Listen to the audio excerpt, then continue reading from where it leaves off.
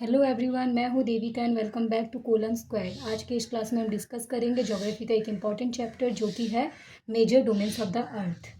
तो सबसे पहले जब भी हम इन्वायरमेंट की बात करें तब इन्वायरमेंट को 3 कंपोनेंट्स में डिवाइड किया गया है, out of which one is lithosphere, second one is hydrosphere and the third one is atmosphere. तो जब हम लिथोस्फेयर की बात करें तब लिथोस्फेयर में लैंड यानी कि हमारी ज़मीन वाला पोर्शन आ जाता है। उसके बाद में हाइड्रोस्फेयर में हाइड्रो यानी कि वाटर, पानी वाला पोर्शन आ जाता है। और जब हम एटमॉस्फेयर की बात करें तब एयर वाला पोर्शन यहाँ पे आ जाता है। उसके बाद में आता है द कंसेप्ट ऑफ बायोस्फेयर। तो बायोस्फेयर की जब हम बात करें तो बायोस्फेयर क्या है? It is a narrow zone where we find land, water and air together. तो ये क्या है? ये एक नैरो जोन है जहाँ पे हमें लैंड, वाटर और एयर, ये तीनों चीज़ें एक साथ मिल जाती है। और यहाँ पे क्या होती है? It contains all forms of life, यानी कि जिंदगी का सारा हिस्सा, यानी कि ऑल फॉर्म्स ऑफ लाइफ यहाँ पे हमें मिल जाती है। उसके बाद में आता है लिथोस्फेयर, यानी कि अभी अभी हमने जो 3 कंपोनेंट डिस्कस किए उसी को अब हम लोग विस्तार में डिस्कस करेंगे। तो सबसे पहले क्या है? Lithosphere. As I said, lithosphere का मतलब क्या होता है?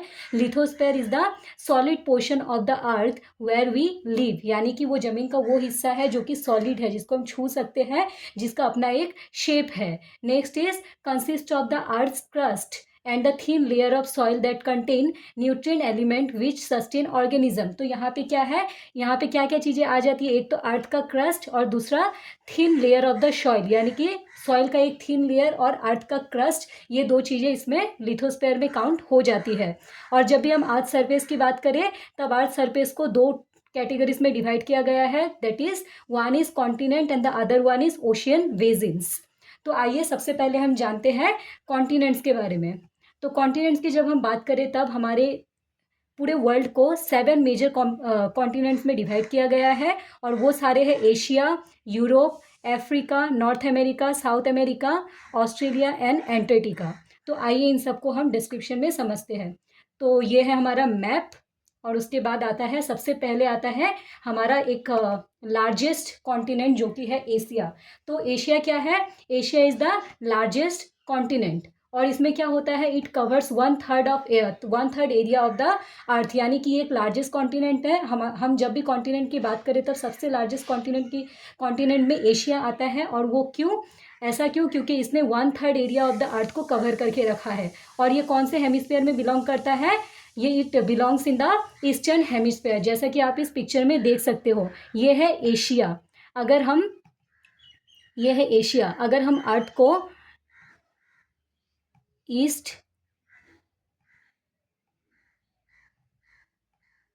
वेस्ट,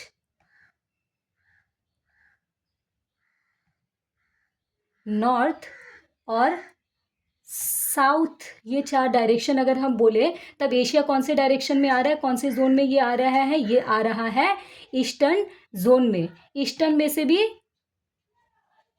अपर साइड में आ रहा है, राइट। तो उसके बाद में हम देखेंगे it lies in the tropic of Cancer passes through it. तो ये ट्रॉपिक ऑफ कैंसर क्या होती है? बेसिकली ये कॉन्सेप्ट आता है कुछ लैटिट्यूड से। तो ट्रॉपिक ऑफ कैंसर से लैटिट्यूड, जनरली अर्थ को 3 तरह की लाइंस में, लेटी हुई लाइंस में डिवाइड किया गया है, जैसे कि आप इस पिक्चर में देख सकते हो। एक है ये वाली लाइन, दूसरी है ये वाली लाइन और ये तीसरी है ये वाली लाइन। ये सारी, इन सबको कहा जाता है लैटिट्यूड। तो ये बीच वाली जो लाइन है इसको कहा जाता है इक्वेटर। उसके बाद में ये जो लाइन है इसको क्या कहते हैं? इसको कहते हैं ट्रॉपिक ऑफ कैंसर। और नीचे वाली को कहते हैं टॉप में ट्रॉपिक ऑफ कैप्रिकॉर्न। तो जब हम लोग इस पिक्चर को अच्छी तरह से देखेंगे एशिया की, तब एशिया में क्या आ रहा है? एशिया में ये जो ट्रॉपिक ऑफ कैंसर है वो एशिया कॉन्टिनेंट्स के बीच में से गई है। I hope it is clear to you. उसके बाद में देखिए, separated from Europe by Ural mountains. इस कॉन्टिनेंट को जो है यूरल माउंटेन्स ने सेपरेट करके रखा है यूरोप से। देखिए ये क्या है? Ural mountain. ये है एशिया और ये है यूरोप। इन दोनों को सेपरेट किसने किया है? यूरल माउंटेन ने। उसके बाद में next line is combined land mass of Asia and Europe is called Eurasia. तो एशिया और यूरोप को अगर एक साथ हम प्लस करके उसका लैंड मास निकाले तब उसको क्या कहा जाता है? यूरेशिया। तो हमारा नेक्स्ट कॉन्टिनेंट है यूरोप। तो जब हम यूरोप की बात करें तो ये एक छोटा सा कॉन्टिनेंट है जिसकी वजह से इससे ज़्यादा क्वेश्चंस एग्जाम में नहीं पूछे जाते।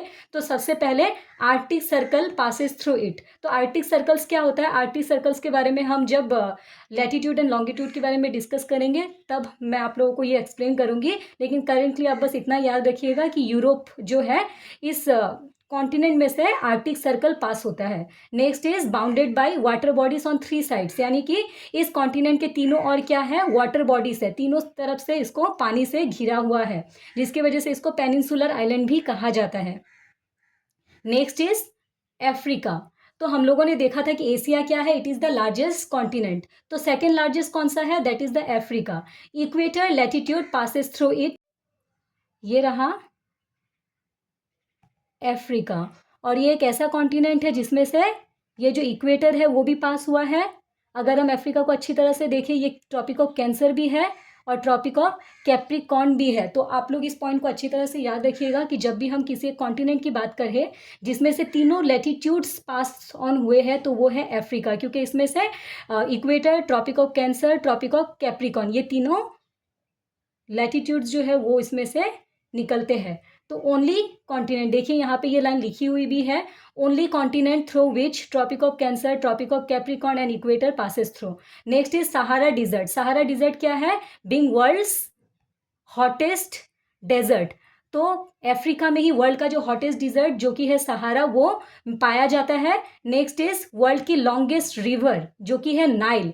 वर्ल्ड की लॉन्गेस्ट रिवर नाइल भी इसी में से बहती है। Next is large part lies in northern hemisphere. Northern hemisphere यानी कि इसका जो मैक्सिमम हिस्सा है वो कहाँ पाया जाता है? नॉर्दर्न हेमिस्फीयर में। तो इसको अगर आप अच्छी तरह से देखोगे, हाँ, इसको अगर आप अच्छी तरह से देखोगे अफ्रीका को, east, west, north and south. तो अफ्रीका कहाँ पे है? ये ईस्ट की तरफ तो है लेकिन इसका मैक्सिमम हिस्सा नॉर्थ की ओर पाया जाता है। नेक्स्ट हमारा जो कॉन्टिनेंट है वो है नॉर्थ अमेरिका। तो नॉर्थ अमेरिका के बारे में जानने वाले पॉइंट्स कौन से हैं? First is it is the third largest continent of the world. तो आप लोग ये स्मॉल टू लार्जेस्ट कभी कभार आप लोगों को सीक्वेंस में लगाने दे सकता है, तो इन पॉइंट्स को आप लोग याद रखिएगा। तो next is connected to South America by a narrow strip of land called isthmus of Panama. तो ये साउथ अमेरिका से इसको कौन कनेक्ट करता है? एक नैरो स्ट्रिप ऑफ लैंड इसको साउथ अमेरिका से कनेक्ट करती है जिसका नाम है इस्थमस ऑफ पनामा। एग्जाम में आ सकता है, keep it in mind. Next is lies on northern and western hemisphere. तो ये जो कॉन्टिनेंट है वो northern hemisphere and western hemisphere दोनों में पाया जाता है। Next is surrounded by 3 oceans. इसमें 3 ओशियंस पाए जाते हैं जिसके नाम अभी तो नहीं है लेकिन अपकमिंग क्लासेस में हम वो भी डिस्कस करेंगे। उसके बाद में नेक्स्ट आता है साउथ अमेरिका। तो जब हम साउथ अमेरिका की बात करें तो जाहिर सी बात है कि इसका मैक्सिमम हिस्सा कहाँ पाया जाएगा? साउदर्न हेमिस्फीयर में। उसके बाद में क्या आता है? Andes, world's longest mountain range. तो वर्ल्ड, कभी अगर आपको एग्जाम में क्वेश्चन आए कि वर्ल्ड का लॉन्गेस्ट माउंटेन रेंज का नाम क्या है तो वो क्या होगा? एंडीज। और वो कहाँ पाया जाता है? साउथ अमेरिका में। Next is has world's largest river Amazon. तो वर्ल्ड की लार्जेस्ट रिवर अमेजन कहाँ पाई जाती है? साउथ अमेरिका में। या फिर ये क्वेश्चन घुमा के आपको ऐसे भी दे सकते हैं कि वर्ल्ड की लार्जेस्ट रिवर का नाम क्या है, तो वो होगा अमेजन। और जब हम लोग लॉन्गेस्ट की बात करें तो लॉन्गेस्ट कौन सी है? Longest is Nile. याद रखिएगा इन सारी चीज़ों को क्योंकि एग्जाम में यही सब चीज़ें कंफ्यूज करती है। Next is Australia. तो जब हम ऑस्ट्रेलिया की बात करें तो ये क्या है? Smallest continent. तो सबसे छोटा कॉन्टिनेंट कौन सा है? ऑस्ट्रेलिया। वाई? और वो कहाँ पे पाया जाता है? Lies completely on southern hemisphere. ये कहाँ पाया जाता है? साउदर्न हेमिस्फीयर में। Island continent since surrounded by oceans and seas on all sides. तो ये क्या है? एक आइलैंड कॉन्टिनेंट है। आइलैंड कॉन्टिनेंट का मतलब वो होता है कोई भी एक कॉन्टिनेंट चारों तरफ से अगर पानी से घिरा हुआ हो तब हम उसे आइलैंड कहते हैं। और अगर तीनों तरफ से अगर 3 साइड्स अगर वाटर बॉडीज से घिरा हुआ हो तब हम उसे क्या कहेंगे? तब हम उसे कहेंगे पेनिनसुला। याद रखिएगा ये सारी चीज़ें भी कभी कभार एग्जाम में मीनिंग के तौर पे पूछी जा सकती है। पेनिनसुला, मैं पूरा नहीं लिख रही हूँ, आप लोग याद रखिएगा। और आइलैंड का मतलब होता है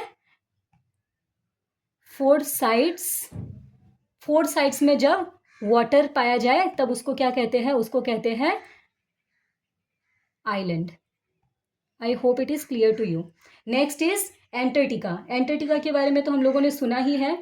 फिर भी पढ़ लेते हैं थोड़ा इंपॉर्टेंट पॉइंट्स को। तो it is what, completely in the southern hemisphere. ये कहाँ पाया जाता है? साउदर्न हेमिस्फीयर में। नेक्स्ट इज साउदर्न हेमिस्फीयर यानी कि साउथ पोल में पाया जाता है, और ये permanently covered with thick ice sheets and hence no human settlement. यहाँ पे क्या, ह्यूमन की यानी कि इंसान की परमानेंट सेटलमेंट यहाँ पे नहीं मिलती। Why? Because it is covered with thick ice sheets. बर्फ की परतें यहाँ पे जमी हुई होती है, और एक्सेसिव ठंडी होने की वजह से यहाँ पे परमानेंट ह्यूमन सेटलमेंट नहीं पाई जाती। और यहाँ पे से एक इंपॉर्टेंट क्वेश्चन जो कि है 2 रिसर्च स्टेशंस ऑफ इंडिया यहाँ पे है, जिसका नाम है मैत्री एंड दक्षिण Gangotri. Thank you. I hope आप लोगों को इस वीडियो से वैल्यू मिली हो। अगर मिली हो तो like, share, comment and subscribe ज़रूर कीजिएगा। Thank you.